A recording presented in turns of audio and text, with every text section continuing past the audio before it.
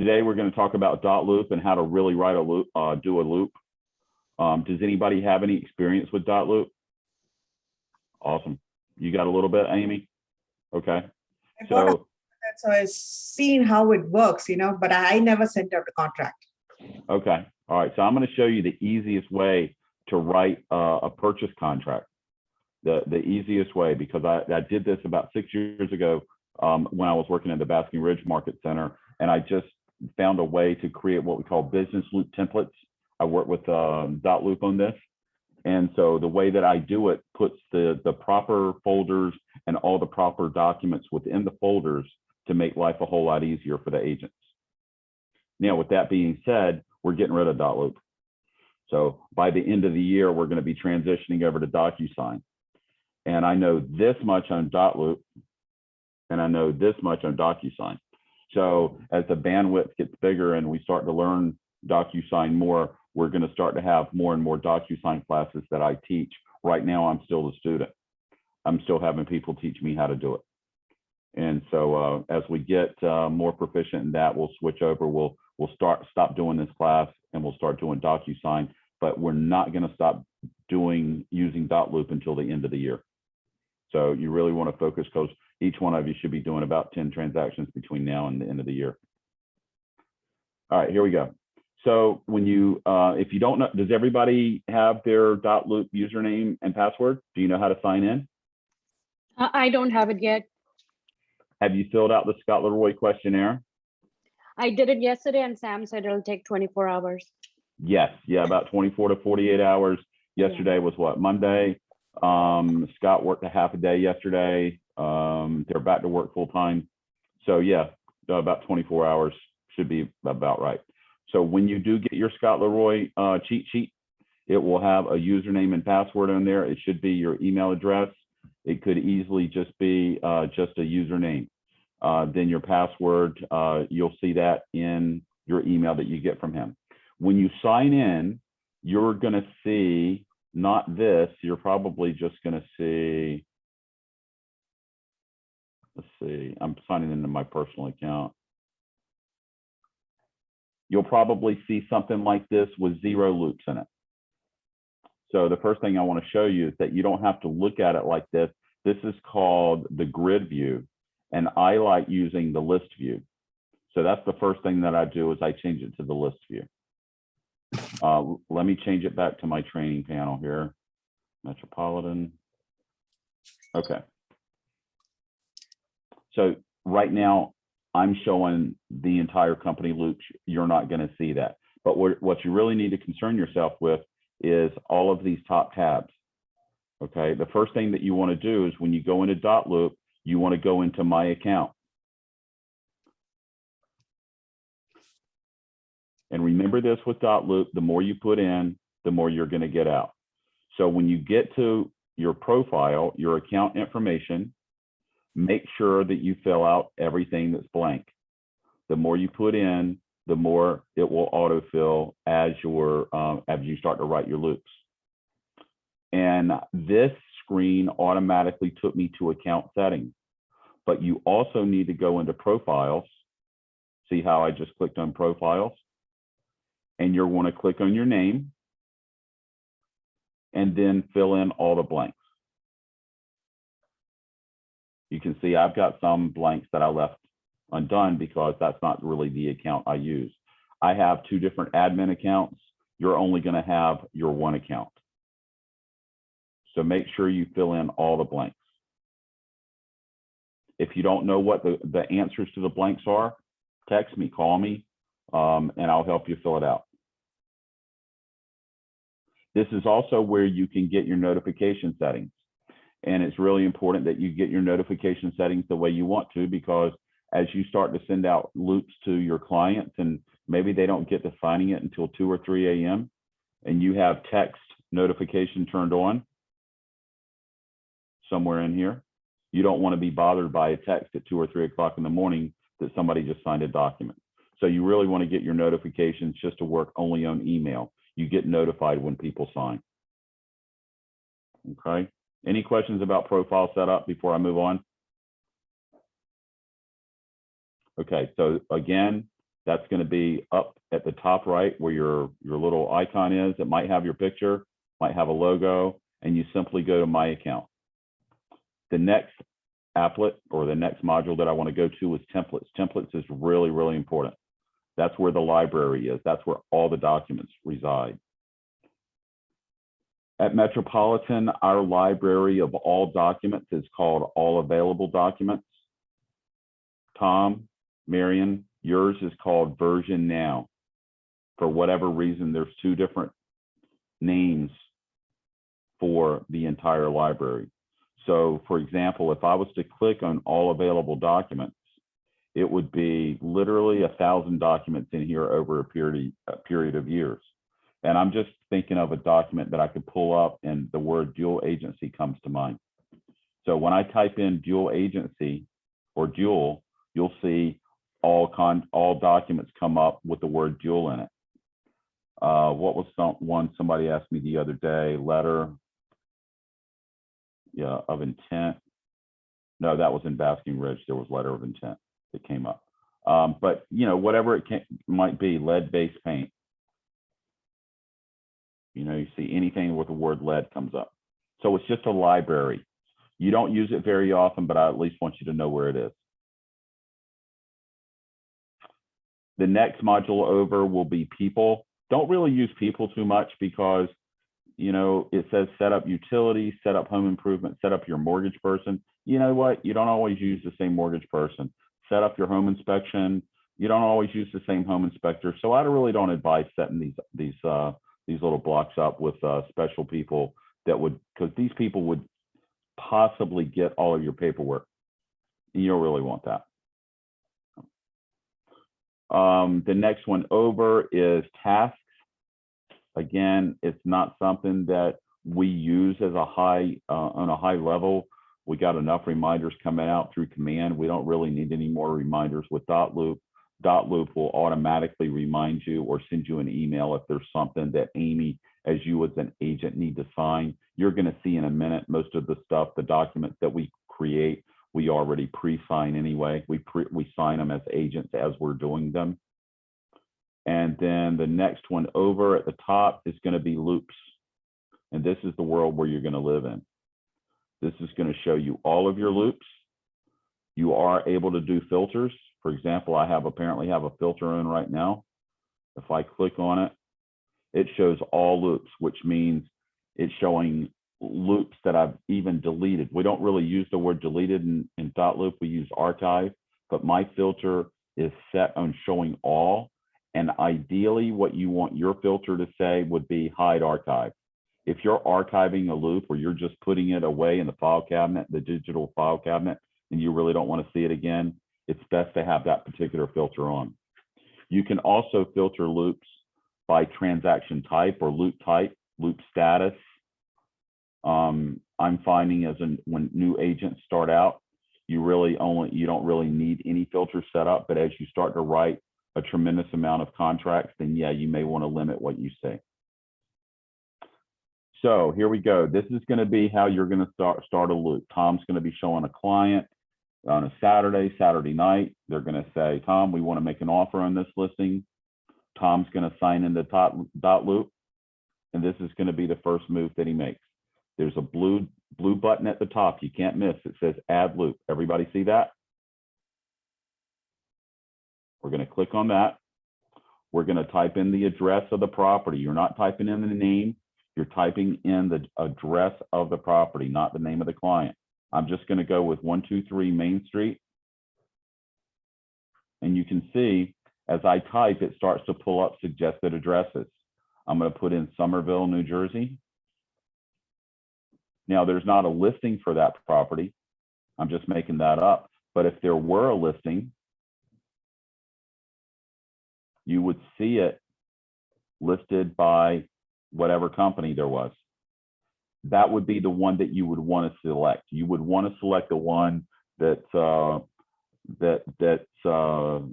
listed in the MLS, because when you do that, it will bring in a minimal amount of information and pre-fill some of the Dotloop documents that you need.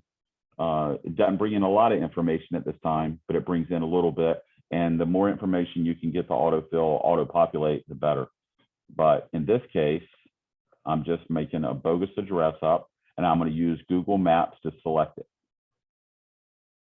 And then I'm going to select next. And this is where you have to choose what type of transaction you're doing.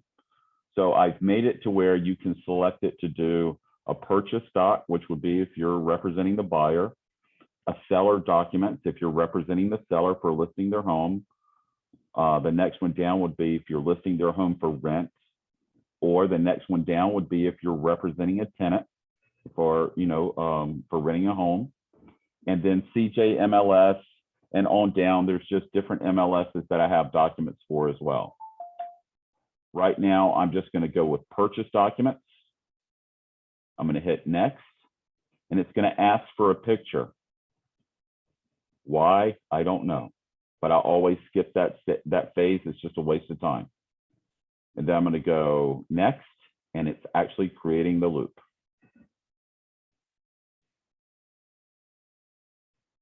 Everybody hear me okay? Dylan, those default options that you had on the select tab, I didn't have, are they standard, or how do you get those? Okay, so have you received an email? First of all, do you have a Keller Williams Town Square logo in the top left corner of your Dotloop? I do. Okay. So, I'm sorry, it says Keller Williams. It doesn't say Keller Williams. No, it doesn't. okay. So let's see here. Let me create another loop. Let me move my pictures.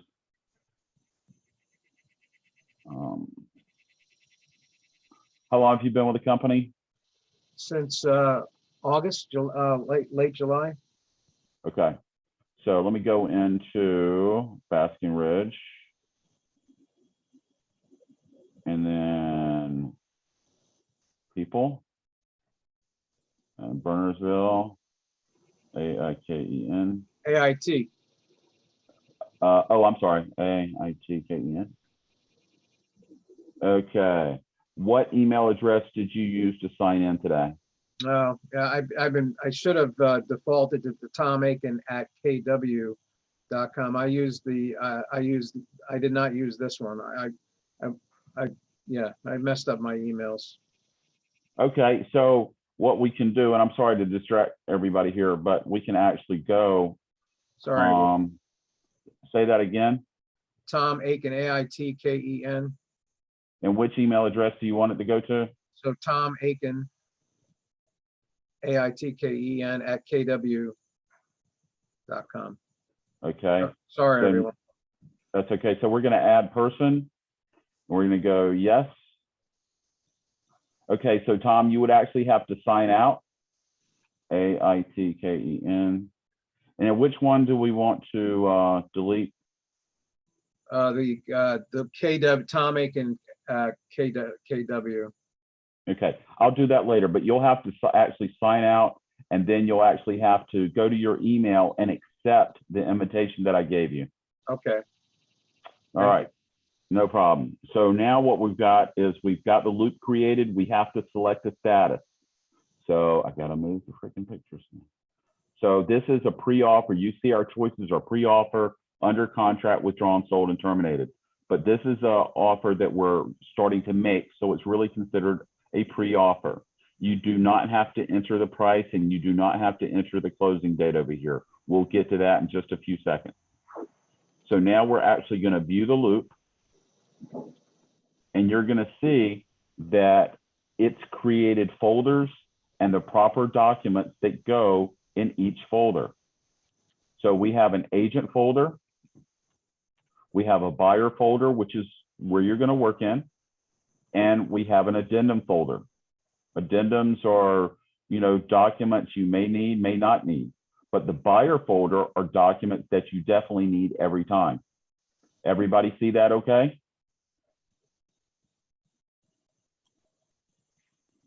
Okay. Yes.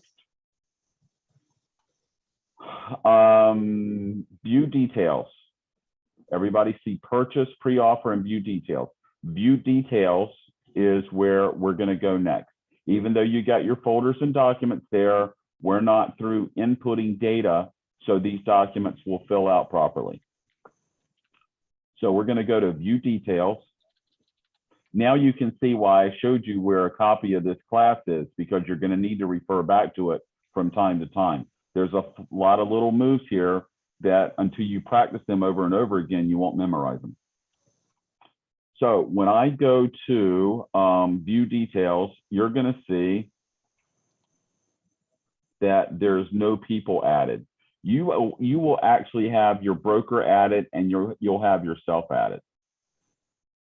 So now I'm going to go add a person. So who are the people that we need to add? We need to add your buyers and their information. We need to add a seller. Even though we don't know their email address, we still want to get the seller's name and their current address. I say their current address because not everybody lives, not all sellers live at the property that you're selling. There's a lot of absentee landlords in the state of New Jersey. So, or a lot of absentee owners, I should say. So we're going to go add person, and we're going to add the first person who you're representing, John Buyer. You can see I've done this class before, John, and I'm going to add a fictitious email address and name. Everything I'm going to do is not a real person. I'm just making up stuff as I go. And the most important thing here, let me get rid of your pictures, is the role. As you assign people a role, that's what helps autofill. All of our documents are assigned, all of our documents are formatted for what we call roles. So a seller has the role of a seller, a buyer has the role of a buyer. And so as it calls for signatures in each document, they're already formatted for either buyer, seller, tenant, or landlord, or in some cases, listing agent, and in most cases, buyer's agent.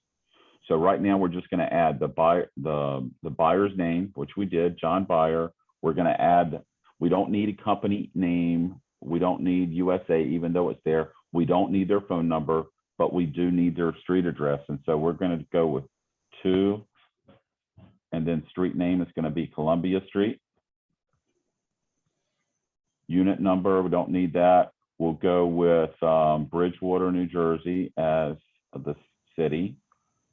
And then we'll do New Jersey and 08807 for the zip code. We don't need the cell phone, and we don't need the marital status. And we're going to add a person. So now you would normally see your name right over here as the buyer's agent. Now we have the buyer, and we're going to go ahead and add one more buyer because John's got a spouse, and we'll go Sarah, buyer, and we'll do Sarah, buyer 2@gmail.net, and we're going to go buyer again. But the only difference is we don't need to put the second buyer's address in there. As long as we've put it in one time, we don't need to put it in a second time. It'll always pull the address from the first buyer that we put in. We're going to add a person. So now we have 2 buyers in there. Now we're going to go and we're going to add another person, and it's only going to be one person, Mike Seller. He's the seller. However, we don't know his email address because that's not our information to know. That's going to be the listing agent that represents the seller. They would have his email address. We're only putting this in there so it'll autofill all the documents. And then the role that we're going to give is going to be seller. And this is very important here. It's going to open up another pop-up, and that pop-up is going to call for the seller's address. Now, this is where you need to do your due diligence and go to the tax records and verify what the seller's address is. Because if you get this offer accepted and it gets an attorney review, and the seller and the attorney starts mailing the seller documents and they mail it to the wrong address, it could hold up the closing. So I always suggest going into the Garden State MLS, go to the tax records and look up the seller's current address. And in many cases, you'll find that, and especially vacant houses, they've already moved, they've already relocated. So I'm going to assume that that's what they did, and I'll put in 14 Beach Street, Boca Raton, Florida, and the zip code escapes me, so I'm just going to type in 888. There you go. Probably too many numbers. And then I'm just going to hit add person. Any questions so far? All we're doing is just adding people that are going to be a part of the contract. Anybody know who we're missing? We got to add one more person. We got to add the listing agent. I'm making up a name here. And we do know her email address. That's going to be in Garden State, the MLS, whatever MLS you're looking for. Under the agent profile within the MLS sheet, we'll have the agent's company name, their address, MLS number, their email address and their cell number. So Michelle, listing agent at gmail.net. And her role is going to be listing agent. Now, when it pulls up listing agent, it actually pulls up extra fields. So one thing they do need is their state. And I'm sorry that these fields are out of order. There's nothing I can do about that. That's just the way Dotloop did it for me. And we're having a hard time to get them to change the order of this. It just doesn't make sense. Put in whatever the agent cell number is.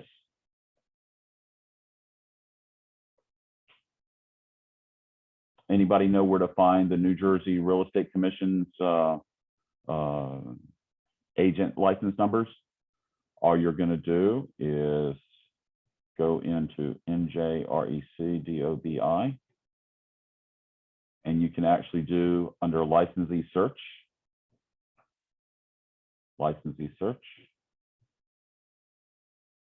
and it brings you to real estate. And I'm just going to type a name in. And there it is right there, C. Courtney Orlando.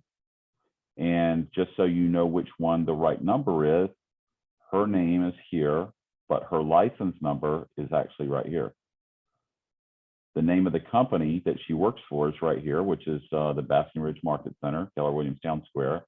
And the office number is right here. So my point is they don't have the columns right, in my opinion. So now we're going to go back and we're going to add her number. And we'll just put in Century 21. And we'll add whatever their address is.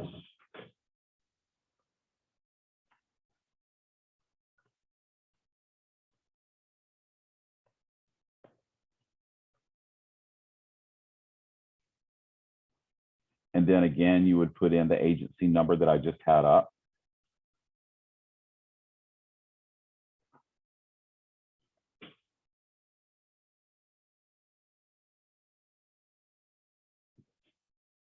Don't worry about ID, don't worry about country, don't worry about fax, don't worry about license number. We've actually already put in the license number right there.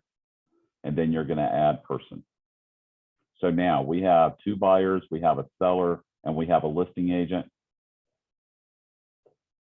And so we're good to go. We have all the people that are going to be part of the contract. I'm going to hit save. And then right at the top left, you're going to see back to loop. And now everything is there and we can actually go ahead and start filling out the contract. So before I start filling out the contract, I wanted to show you a couple of documents that were really important. One is this bottom one, the buyer contract compliance checklist. If there's ever any doubt about what you need to be in compliant with the state, you're going to see a checklist right here. So this is what Beverly at Metropolitan and Sally require to be in compliance with each respective company and the state of New Jersey.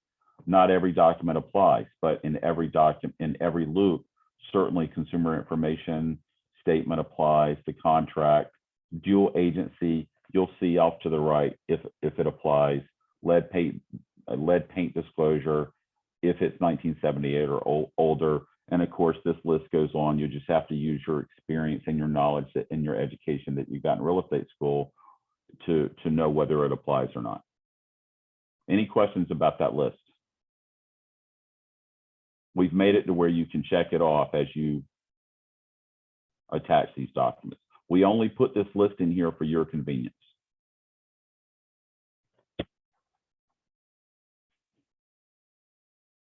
The next document up would be something that we just put in there just for your benefit. It's just a timeline. Okay, it's just for your convenience. If you wanted to do that, feel free to type it in as you go, or just ignore it. Really doesn't matter. All of those are just in there for your convenience. Okay. So next thing is going to be transaction contact sheet. And that's just going to be a sheet of everybody's name in here, their contact information. It's just something that some people like to keep it, print it out, keep it with them in a little booklet. That way, if they need to reference contact information, they're going to have a summary sheet right here. Again, just for your convenience. Offer questionnaire, same thing.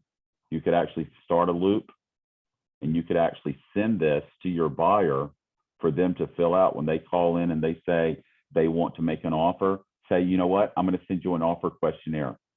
Courtney does that now.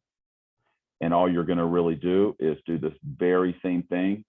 And you're just going to save and share that document. We'll talk about sharing in just a minute.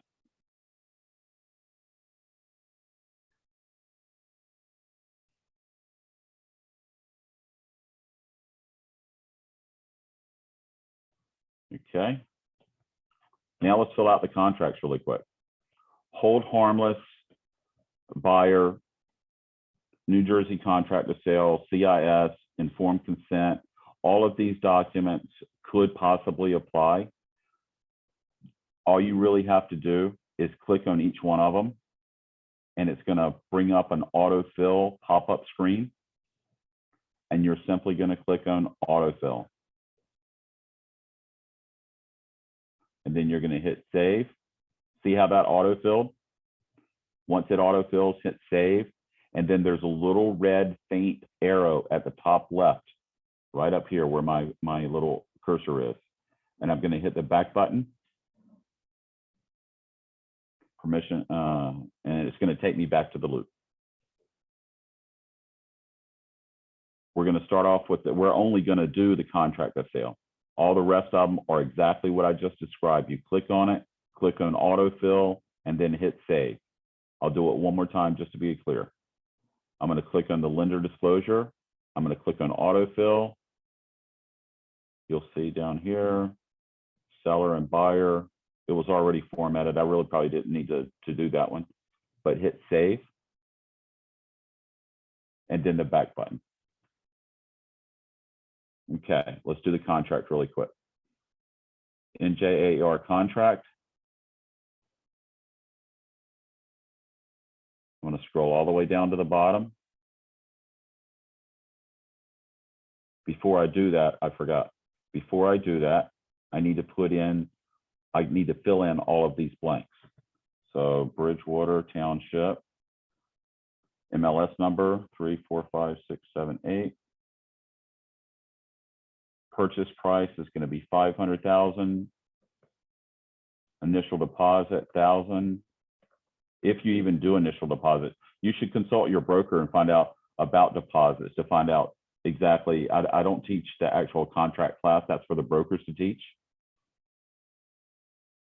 So find out exactly how they prefer it. This is the way that I've been used to it for 100 years. So they're going to finance $400,000. Balance due at closing is going to be $90,000. If I add all those figures up, that'll be $500,000 for the purchase price. The sale commission is going to be 2.5% minus $150. Earnest money held by, I always put attorney, buyer's attorney or seller's attorney. I'll let the attorneys fight it out during the attorney review as to who's gonna hold the money. Term of mortgage, whatever that might be, 30 years. Listing agent, it's already in there. Phone number is not in there, 973. Closing date is gonna be October 30th. Let's just put that in there. Make it the 29th because 30th is on a Saturday. The buyer information is in there from earlier. Buyer 2, it has her name, that's all we need. The seller's information is in there. Listing information is as is per MLS, whatever the MLS number is. Same language over for exclusions. I don't give advice on what to put on these because it's more, like I say, a broker related matter. Lot and block number is going to be on the MLS sheet. So that's going to be lot 6, block 12.5, just making information up. And then from there, I'm going to autofill everything. When I scroll down, you're going to see that my contract just autofilled all of that information. But I still have work to do. When I scroll up, I still have to fill out the opinion 26. There's no way to make that autofill. And you don't want to leave it as a permanent check mark there because it could be, especially in this market, you could actually be representing both the buyer and seller in a dual agency situation. Every transaction is different. So we're going to scroll down. If something's not filled, just put your name in. We've done our best to keep it autofilling 100%, but every now and then we'll come up with something that doesn't autofill. Initial deposit, other, I just put in attorney. Again, broker related matters. This is all about the systems and how to fill it out. Here's one that I can't make autofill, what type of loan it is, conventional. All of these spaces right here that you see, if you leave them blank, then the default will take over. Here's the default right here. If left blank, then within 30 days, calendar days, after the attorney review day is completed. So all of that will take precedent over you putting a date in.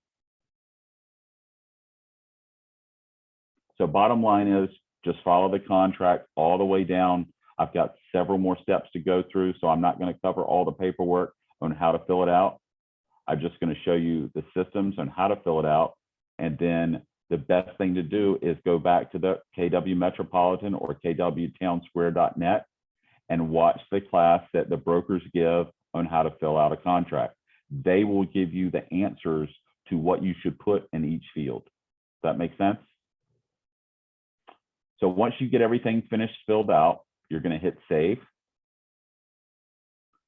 Then you're going to hit the back button.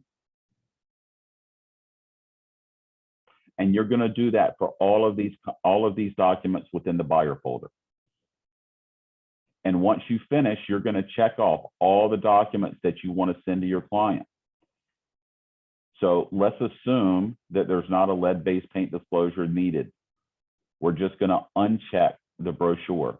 Let's assume that you don't need a dual agency buyer form. We're going to uncheck that.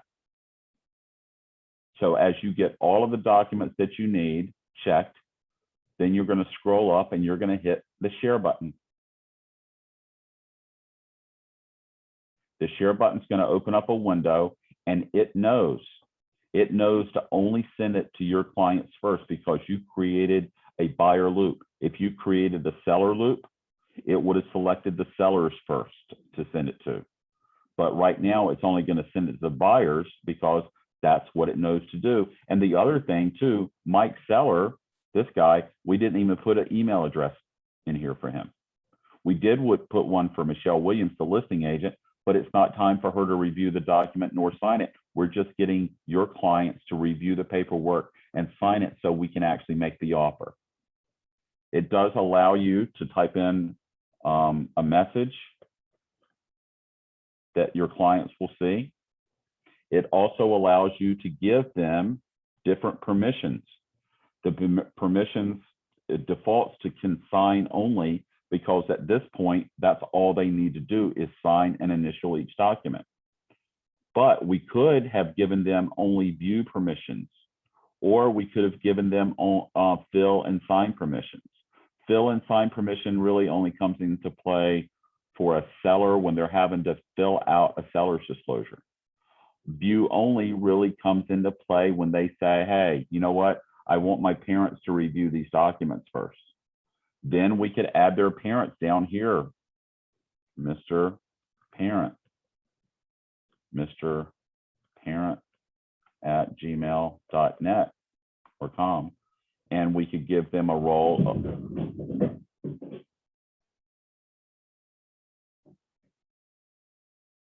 of other.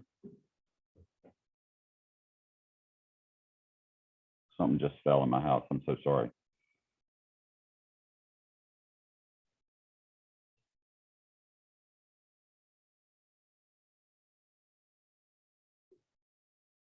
I'm so sorry. I got distracted by something upstairs. If anybody doesn't know it, I'm down with my 95-year-old mother down in North Carolina visiting for a week. But I think a shelf just fell. Anyway, we're all good. So you could give them view only permission. Sarah Buyer, John Buyer can sign, or they could do fill permission, can fill and sign. And then you can type a message and then simply hit share. Any questions on that? I'm gonna hit share anyway. Okay. All right, where are we at? Did I lose everybody? Any questions? No questions. Okay. A couple little nuances. You do have the ability to share it like we just did. You also have the ability to fax those same documents to a fax number. It does have a built-in fax machine. So you could put in the number, right? And then you could actually send them by fax. You didn't have to just share it by email. You could also download the documents, which will create a PDF. You could also send the document straight to a printer.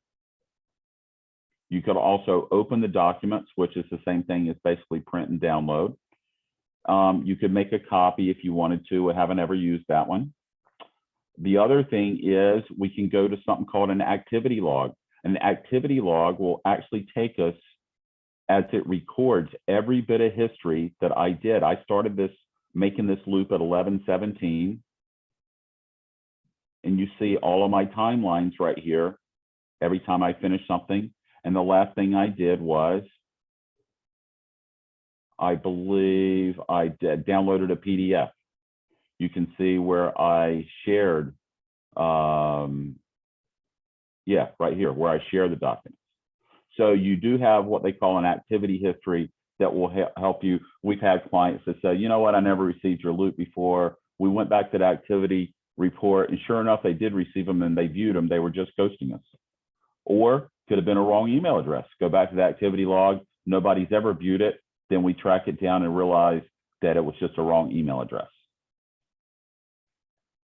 So that, you know, that's pretty much it. What happens at that point is once they do sign it, then you will get notified in your email box that they've signed. You will come back and all of these waiting on others will have changed to signed. Once they change to signed, then you're just going to select all the documents again, deselect that, and then you're going to download the documents. It's going to generate a PDF, as I mentioned before, and that is going to be the document that you would share with the listing agent. Even though you put the listing agent's information in, it's not time to really share this loop with them. You really just want to send the offer over as a PDF so that they can't make any modifications and they have a file that is easily shareable by email with their clients. Any questions? I have a question. If you have a client that sold with you and now they're going to, a year has gone by, that file's already archived and now they want to sell the house again. Do you start? Create a new loop. Okay. Yeah. You know, I'll tell you why, Lillian, it's so much better when you're creating loops and you use the name of the property as the title of the property and not the name of the person. I know exactly what you're saying though. Okay. I know, because it would seem like it would be easier. All the information's already in there, Uh-huh. but it just doesn't work fluidly. It just doesn't. So that's why, and Courtney has that situation all the time. Most of her business is by word of mouth, and she does about 100 houses a year. And so, yeah, every year she has to redo 10, 15 loops because of repeat business. And we've been that route before, trying to add it to an existing loop that was archived. We unarchived it, but it's just proven to be too clunky and too confusing. So it's better to just create a new loop each time. And the system's not going to remember their contact information. You put in all the new stuff again. Yep. Unlike DocuSign, which DocuSign does remember the information. If people didn't know it, Zillow bought Dotloop. So Zillow Group owns Dotloop now, and they changed everything. It used to be so much better, so much easier, and it's just really a little bit different now. Plus, every time we still have an agreement with them till the end of the year, but after the end of the year, they will have access to our data that we put in after the first of the year. So, and we don't want to give them access anymore. Plus, they've taken away some of the features like we just mentioned. So that's pretty much it. Anybody else have any other questions? Nope. So feel free to reach out to myself or Sam, Ryan, Sally, Bev. There's a lot of Dotloop support, a lot of agent support for filling out contracts. We want to make sure that you have all the services you need, and we want to make sure you do it the right way. Thank you. Thanks, Thank Dylan. you so much. Appreciate it. Thank Everybody have a nice week, and feel free to reach out Thank whenever you. you need anything. Take care. Enjoy your visit with your Bye. mom. Thank you so much. Bye All right. now. Bye-bye.